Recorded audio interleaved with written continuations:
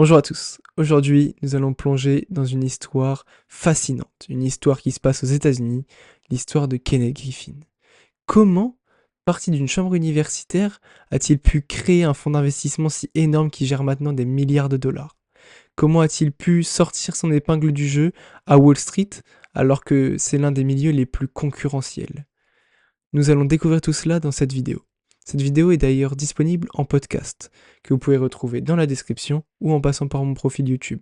D'ailleurs, si vous passez par mon profil YouTube, n'oubliez pas de vous abonner. Nous allons donc découvrir Citadel et son PDG en 3 points. Les débuts de Kenneth Griffin, la création de Citadel et ses défis, Kenneth Griffin, philanthropie et controverse. D'abord, nous allons voir comment tout cela a commencé. Tout cela a commencé le 15 octobre 1968 en Floride. Kenneth Cordell Griffin voit tout juste le jour.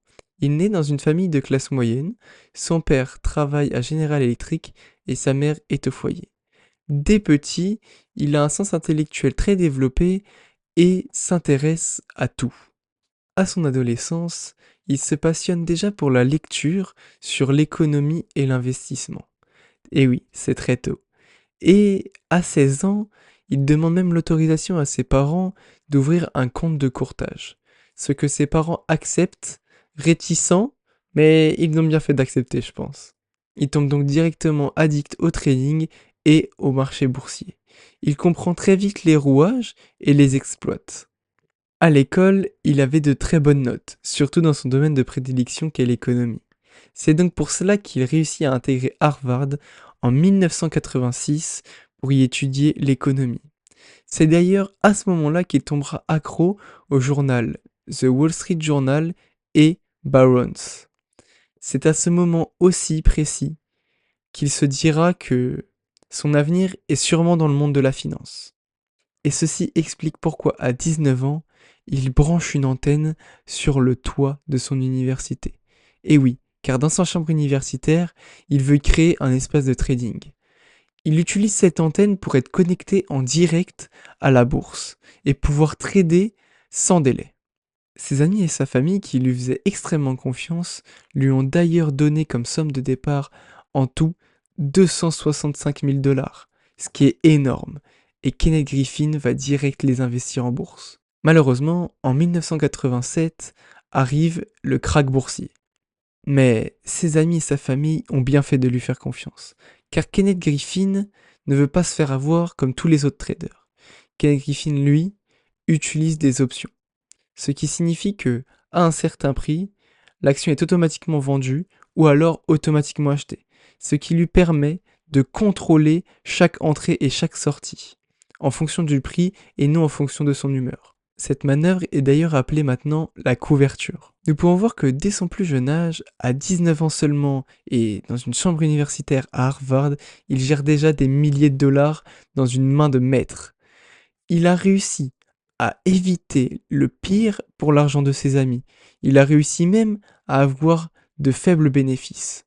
Mais pour une période de krach, c'est quand même lui le krach. Kenneth Griffin sort avec son diplôme d'économie en poche en 1989. D'ailleurs, seulement un an après, il lance Citadel, qui est basé à Chicago avec un capital initial de 4,6 millions. Vous allez me dire, mais d'où vient tout cet argent? Cet argent vient de Frank Meyer, un investisseur de Glenwood Capital. Pourquoi me diriez-vous donner autant d'argent? Eh bah, parce que Kenneth Griffin avait fait parler de lui. Et Frank l'avait senti. Frank pensait que c'était le bon et a tout misé sur ce cheval.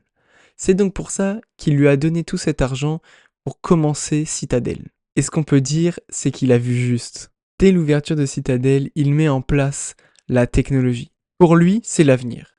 Et on peut voir qu'il n'a pas tort. Il commence à placer des algorithmes financiers importants pour chaque mouvement. Au début, il avait seulement les options que nous pouvons voir qu'il a utilisées fortement et qui l'a fortement aidé. Mais là, c'est maintenant du trading automatique, des recherches quantitatives et qualitatives automatiques faites sur les entreprises. C'est grâce d'ailleurs à tout cela qu'en 2001, il atteint déjà les 2 milliards de dollars d'actifs sous gestion. De plus, il a une stratégie variée, ce qui rassure les investisseurs. Cela passe par des actions, des obligations et d'autres produits dérivés. Mais comme vous pouvez le voir, c'est beaucoup trop beau pour être vrai. On le sait, la finance c'est un monde cruel et c'est un monde qui bouge énormément. Ça monte, mais ça descend aussi très très vite. Et c'est pour cela que 2008 arrive. 2008, pour Citadel et lui, c'est le moment décisif. C'est le moment où il gère 20 milliards d'actifs sous gestion et l'un des plus grands cracks économiques arrive. Malheureusement pour lui, entre août et novembre 2008, il perd 55% des actifs sous gestion. Il y a même des bruits qui courent à Wall Street que Citadel va fermer. C'est qu'une question de temps, de mois ou voire même de jours. Mais Kenneth Griffin ne se laisse pas faire. Il veut leur donner tort. Et pour cela, il va réduire tous les coûts, fermer certains de ses fonds, vendre un maximum d'actions, mais une chose qu'il ne fera pas, c'est se séparer de ses traders et analystes financiers. Il les garde tous, ce qui permet à Citadel de ne pas fermer et rester plus longtemps en vie. Et cela marchera, car en 2009, les marchés reprennent de plus belle, et Citadel sort donc indemne de cette crise qui n'aura pas été tendre pour tout le monde. En 2010, il fait même le pari fou de revenir aux 20 milliards d'actifs sous gestion. Et oui, il revient au taux où il était avant la crise, en seulement 2 ans. Et ça, c'est incroyable. Nous allons arrêter de parler de Citadel, mais plutôt de Kenneth Griffin. Nous allons voir les dons incroyables et improbables qu'il a pu faire. Kenneth Griffin est à la base de milliards de dollars de dons. Il a donné plus de 1 milliard au total dans sa vie, pour la santé, la culture et les domaines de l'éducation. Il donnera même 150 millions de dollars à son ancienne université, Harvard, pour que même les milieux les plus modestes puissent aussi avoir accès à une éducation premium. Lui y croit. Lui est passé par là. Pour lui, l'éducation peut tout changer et peut réduire beaucoup de maux de la société. Il ne veut surtout pas que des jeunes prodiges soient bloqués à cause de leurs fonds et que tout le monde puisse réussir dans sa vie malgré son argent. Il est également un grand collectionneur d'art. On le sait très bien. Fiscalement, c'est avantageux. Ça fait qu'il ne paye pas de taxes. Mais bon, on va quand même noter ce qu'il a fait et ce qu'il a acheté. En 2016, il achète Interchange de William Conning et numéro 17A de Jackson Pollock pour 500 millions de dollars. À l'époque, c'est un record. Et devinez ce qu'il en fait. Il le prête au musée de l'Art Institute of Chicago. Bon, comme tout homme médiatisé, Kenneth Griffin a aussi ses controverses. Pour nous surtout, les investisseurs particuliers, ce qui va nous intéresser, c'est le THF. C'est l'un des avantages que les fonds d'investissement professionnels ont sur les indépendants et qui est vivement critiqué. Car c'est très simple, cela permet de passer des ordres en quelques secondes. Ce qui n'est pas possible pour un trader individuel, qui lui ne sera pas connecté, ça sera un peu plus long, etc. Et donc peut gagner certes de petits profits, mais sur tous les trades passés dans la journée, cela fait d'énormes gains. Il a aussi été vivement critiqué pour ses donations politiques. Cela a été vivement critiqué, surtout vu la place qu'il prend sur les marchés financiers. Mais cela ne va pas être sur quoi nous allons nous attarder. C'était un petit point vite fait pour savoir à peu près qu'est-ce qui entoure le personnage. Maintenant, vous le connaissez très bien. Et maintenant, nous allons prendre note des leçons à en tirer. Aujourd'hui, Citadel, c'est 35 milliards de dollars.